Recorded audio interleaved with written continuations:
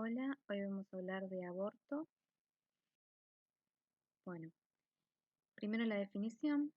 Aborto es la interrupción espontánea o inducida del embarazo antes de la viabilidad fetal.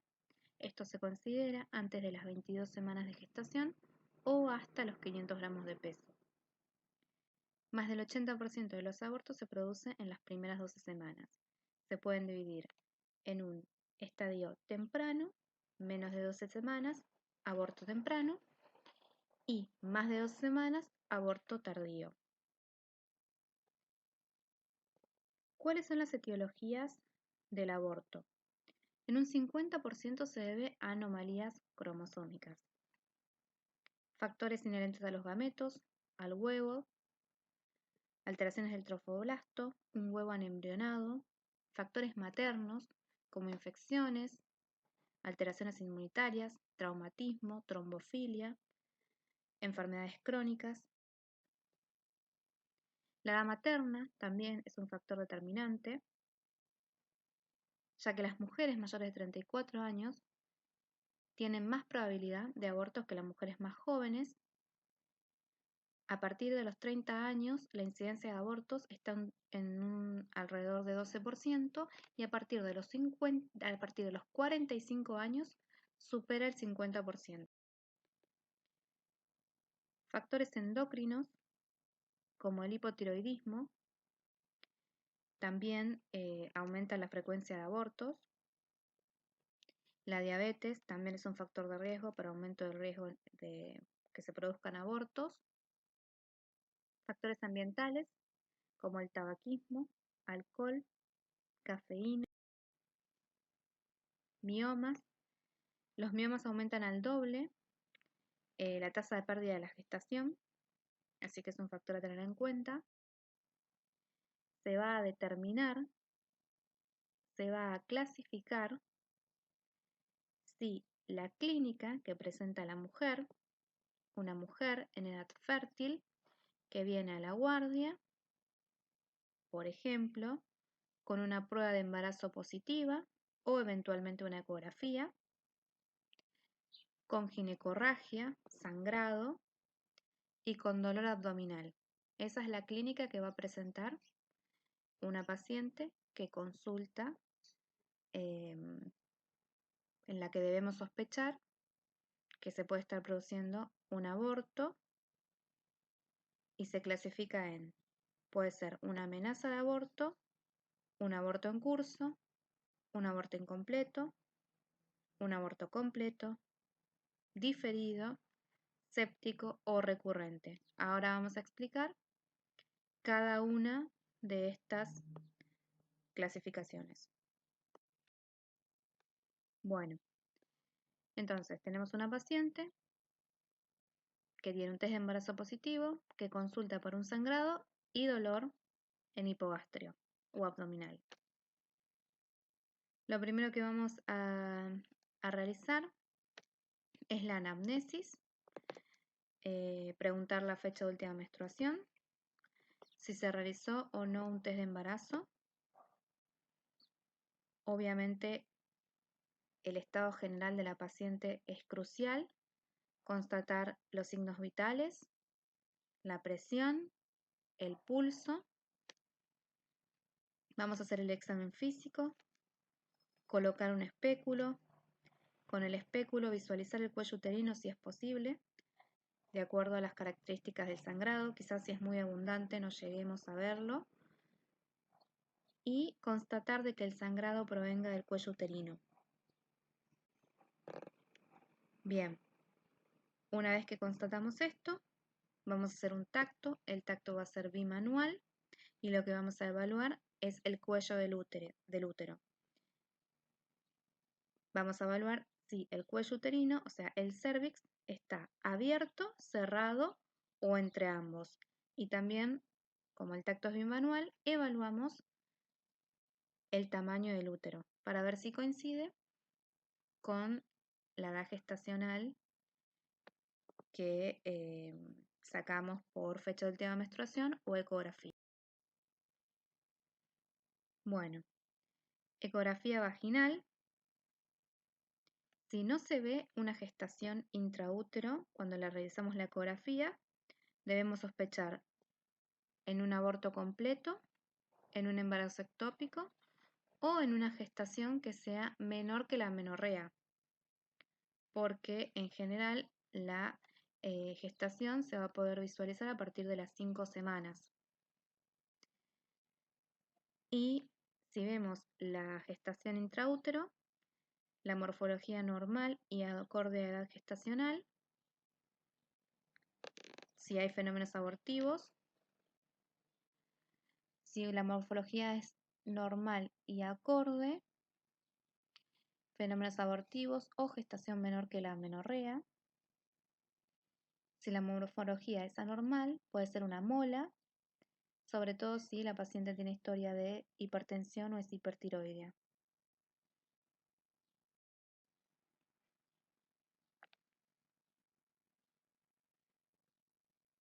Bueno, ya vimos la clasificación, ya vimos cómo vamos a hacer una primera evaluación de la paciente. Habíamos dicho que íbamos, como vimos en las filminas anteriores, lo que vamos a hacer es, una vez que la paciente ingresa a la consulta, le vamos a hacer una breve y efectiva anamnesis, en donde le vamos a preguntar la fecha de última menstruación, si tiene un test de embarazo positivo o eventualmente una ecografía que demuestre que está embarazada, si es que ella ya lo sabe o no.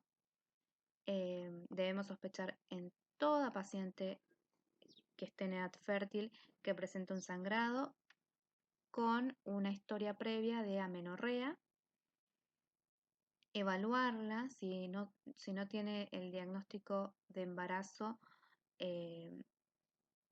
pedirle una subbeta para poder evaluar si está embarazada o no, y luego tomarle los signos vitales, luego hacer el examen físico, colocar un espéculo, evidenciar el sangrado, de dónde proviene ese sangrado, si proviene del cuello del útero, hago el tacto, evalúo si el cuello del útero está abierto, cerrado o entre ambos, evalúo el tamaño uterino para ver si coincide con la edad gestacional y si tengo la posibilidad, en ese momento, evalúo con una ecografía transvaginal.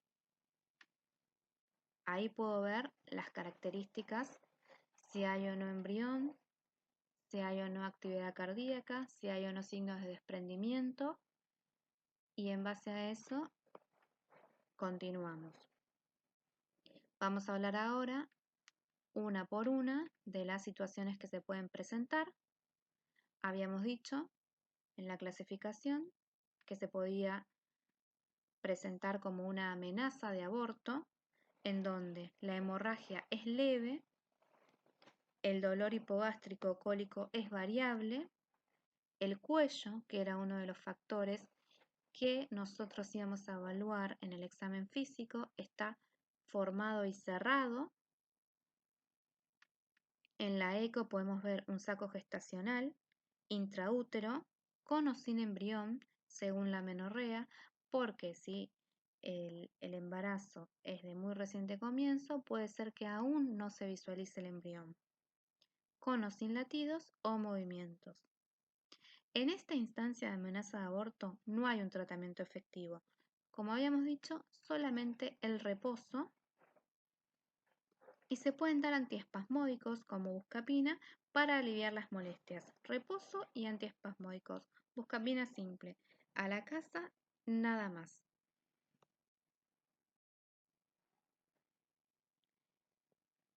Siempre damos, obviamente, pautas de alarma a la paciente. En caso de una amenaza de aborto, lo que vamos a decirle a la paciente es que haga reposo, le damos un antiespasmódico y vamos a recomendarle que en caso de que ella evidencie sangrado más abundante, un dolor abdominal agudo que no cesa, acompañado de sangrado muy intenso con coágulos, que vuelva nuevamente a consultar porque esa amenaza de aborto pudo haber evolucionado a un aborto o un aborto en curso o lo que se vaya a presentar, que vamos a hablar posteriormente. Otra opción es la de indicar progesterona. Lo que va a hacer la progesterona es prevenir, o sea, no hay pruebas que apoyen que va a prevenir el aborto espontáneo, pero lo que tiene es beneficios en mujeres con antecedentes de aborto espontáneos recurrentes. Entonces se puede indicar progesterona para mujeres que han sufrido abortos espontáneos recurrentes, dadas las tasas reducidas de aborto espontáneo en aquellas que han realizado tratamiento con progesterona. Se puede indicar progesterona 100 microgramos día.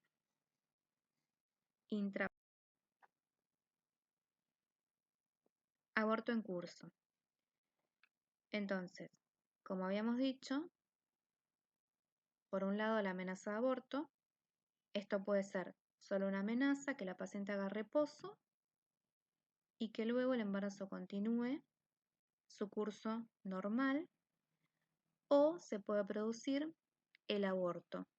La paciente vuelve con una metrorragia intensa, con coágulos, y cuando yo la reviso, le hago el tacto vaginal, me encuentro con un cuello permeable en todo su trayecto.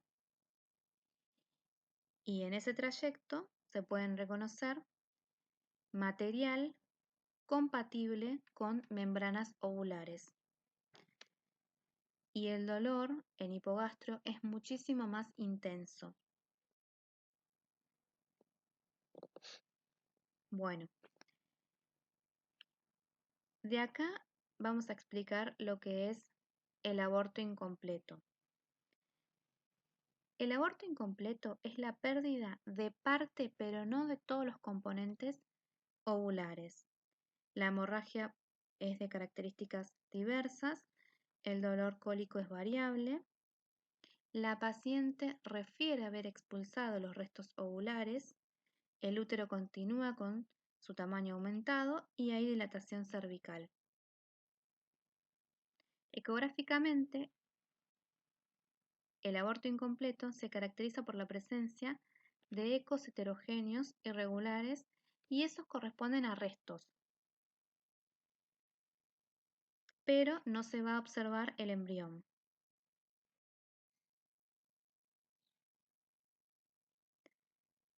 Aborto diferido. Es la retención en la cavidad uterina del producto de la concepción huevo. Es a lo que llamamos huevo muerto y retenido. O también feto muerto y retenido si se encuentra en estadio fetal. ¿Cuáles son los signos ecográficos de un embarazo detenido? Obviamente que vamos a tener actividad cardíaca negativa con un embrión. Puede no haber embrión, solamente que se presente saco gestacional, o puede haber presencia del embrión, pero sin latidos.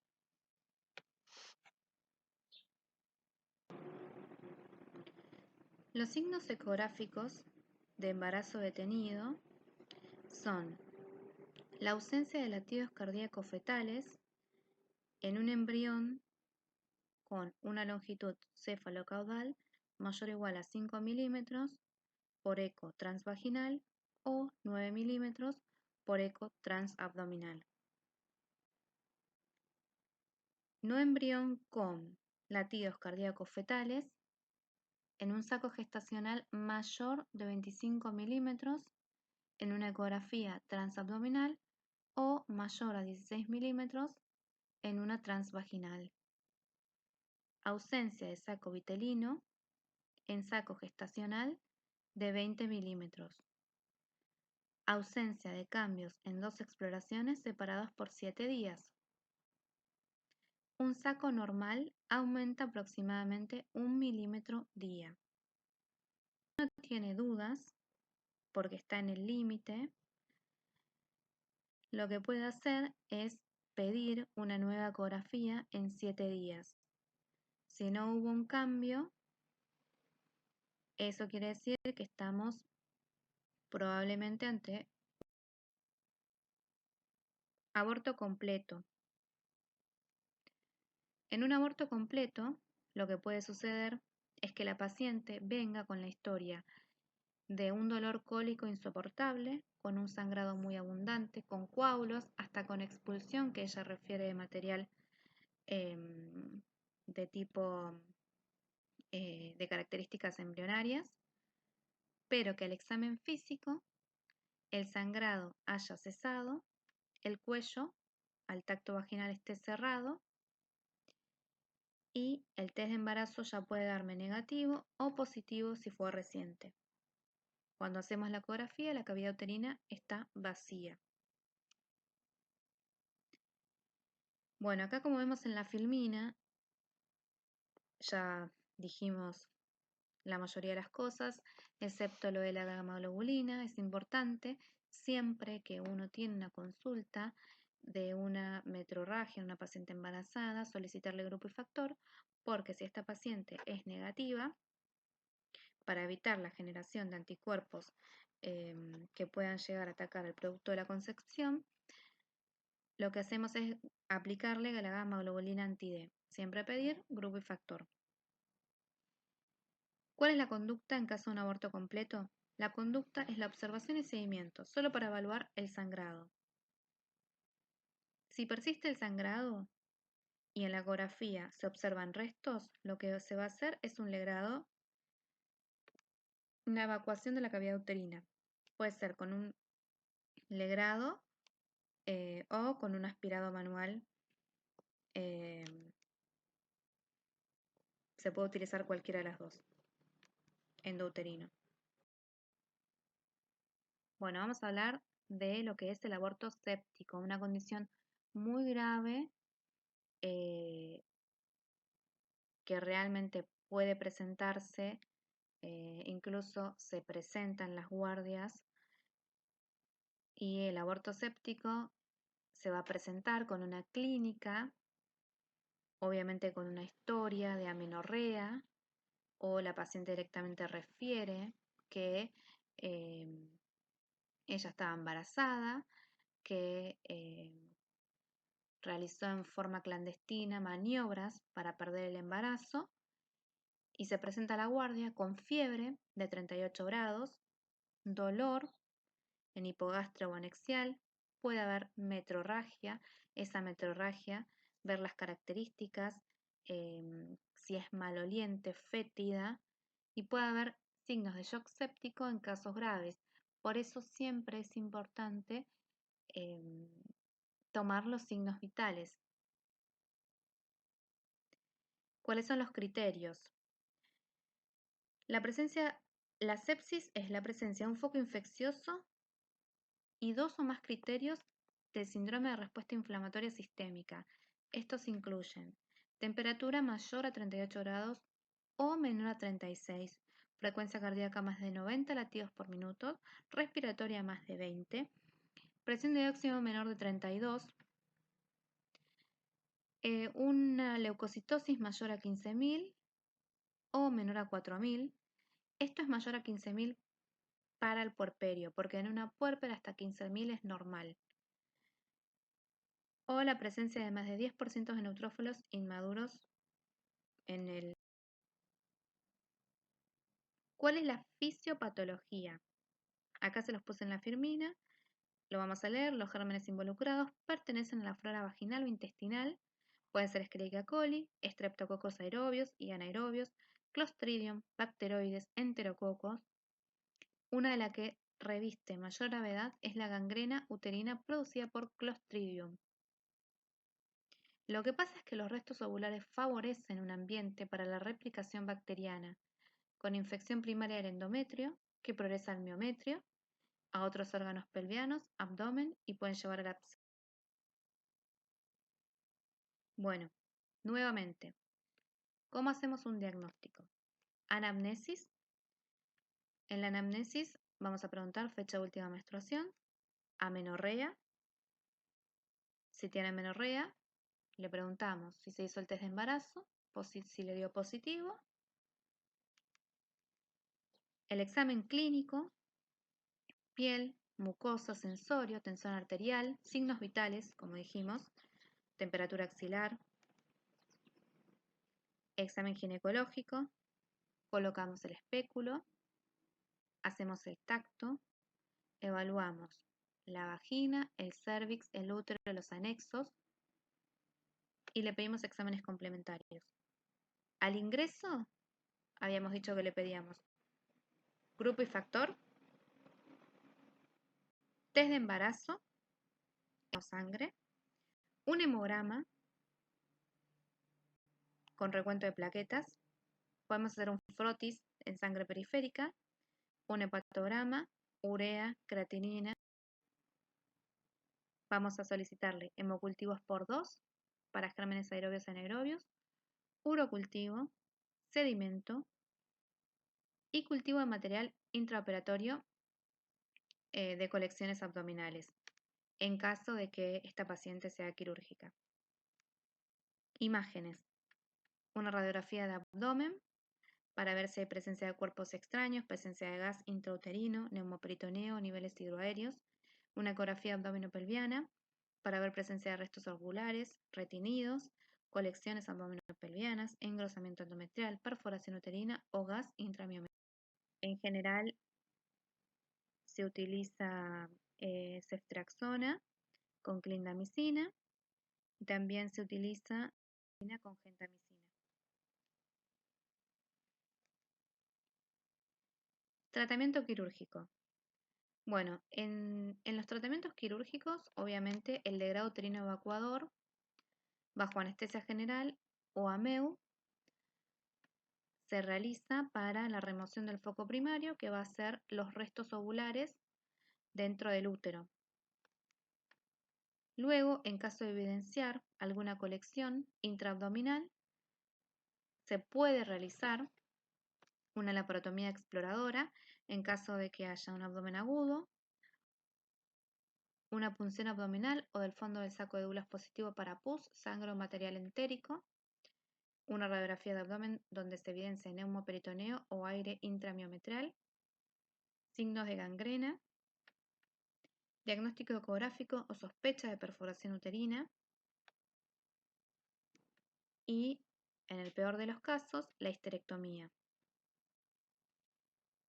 Si tiene gangrena uterina, una endometritis sin respuesta al tratamiento antibiótico, una perforación uterina importante o tétanos del foco uterino.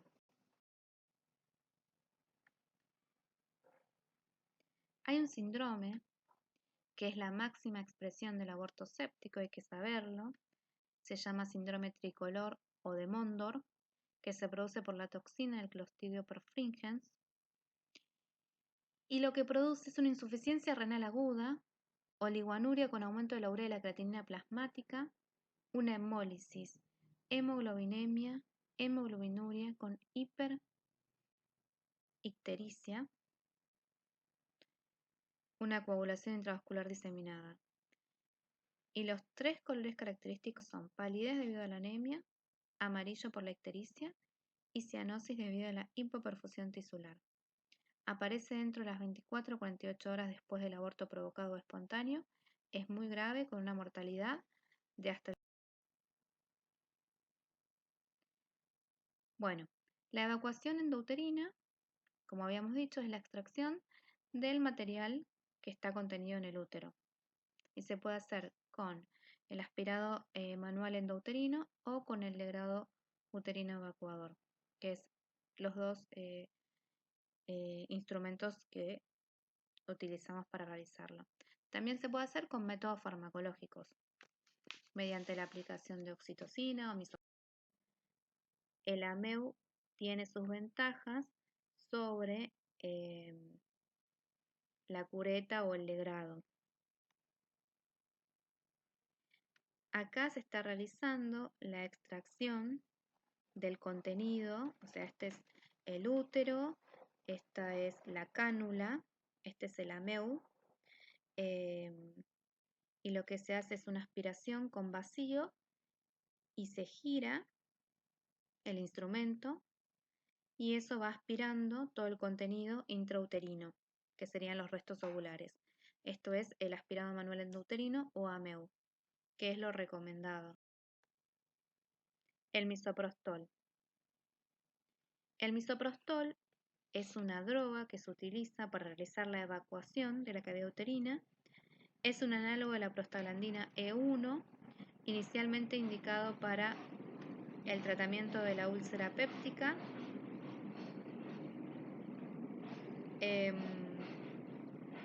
Y se ha demostrado que ha sido empleado para diversas indicaciones ginecológicas y obstétricas.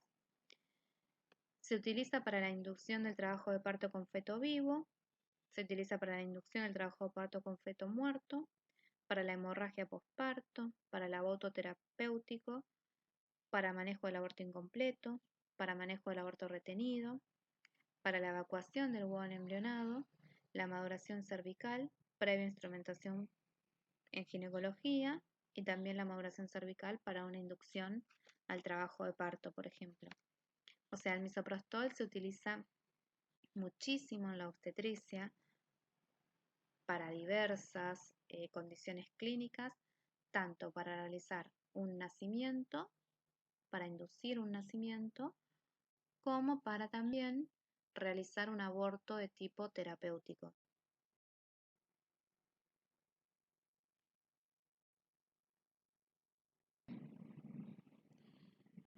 Bueno, en esta filmina resumimos el manejo del aborto en el primer y segundo trimestre.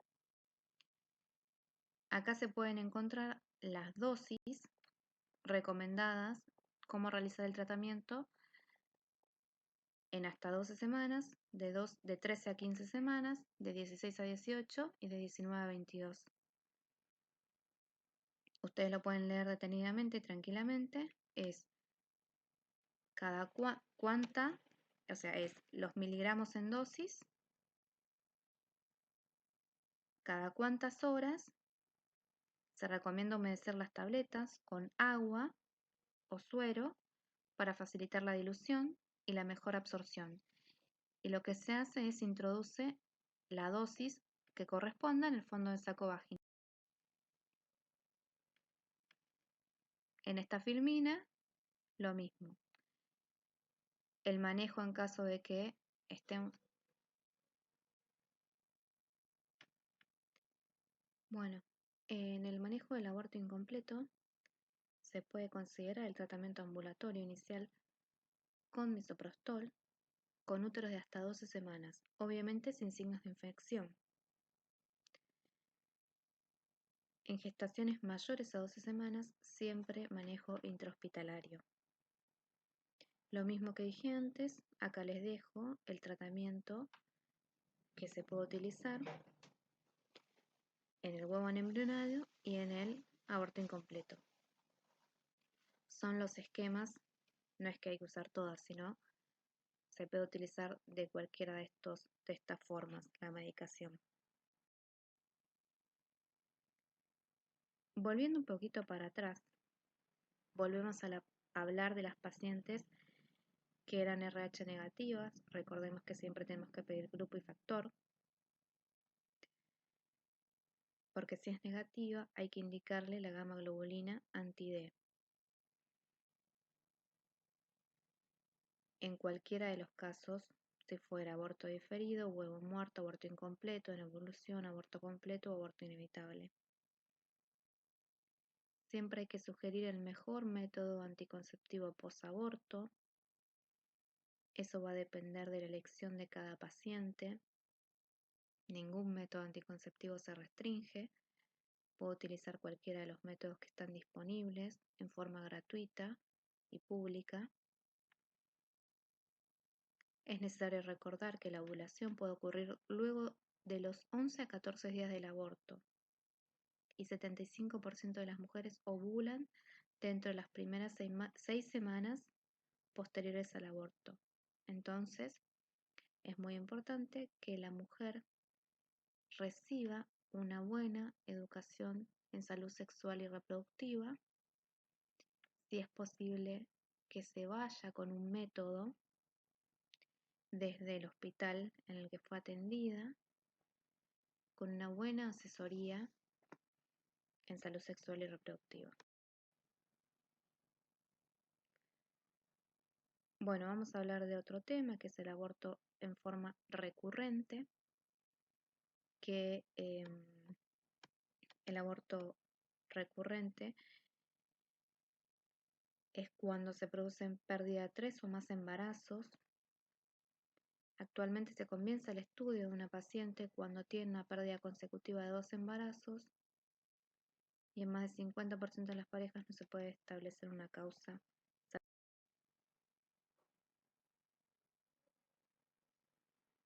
Aborto no punible. El Código Penal de la Nación Argentina establece que el aborto practicado por un médico diplomado con el consentimiento de la mujer no es punible. Si se ha hecho con el fin de evitar un peligro para la vida de la mujer y si este peligro no puede ser evitado por otros medios. Si se ha hecho con el fin de evitar un peligro para la salud de la mujer y si este peligro no puede ser evitado por otros medios.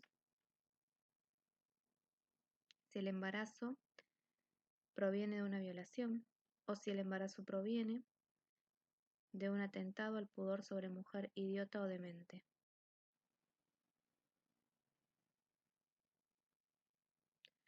Obviamente existe la interrupción legal del embarazo.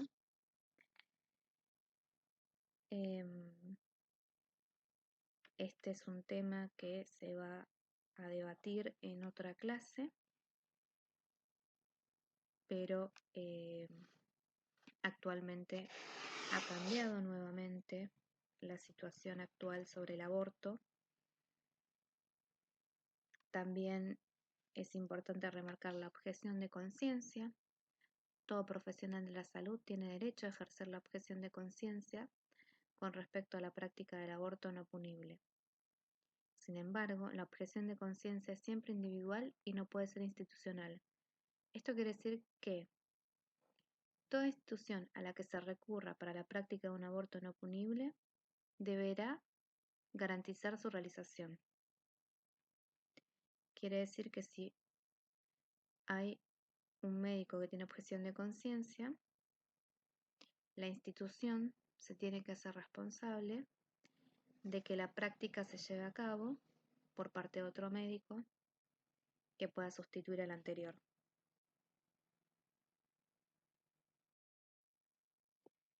Actualmente existe un protocolo en donde el acceso a la interrupción legal del embarazo está garantizado en el marco jurídico argentino por la Constitución Nacional y los tratados de derechos humanos.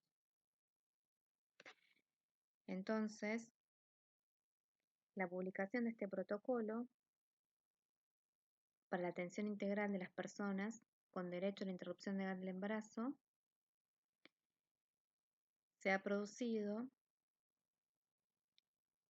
para generar una política sanitaria nacional en salud sexual y reproductiva.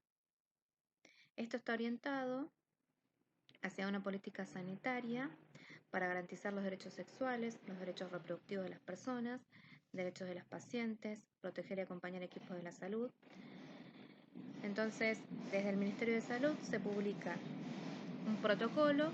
Acá yo les dejo el link para que ustedes puedan leer todas las condiciones para acceder a este protocolo, que es lo último que sabemos del acceso a la interrupción legal del aborto, que es el famoso ILE, que es la interrupción legal del embarazo. Bueno, eso es todo. Muchas gracias.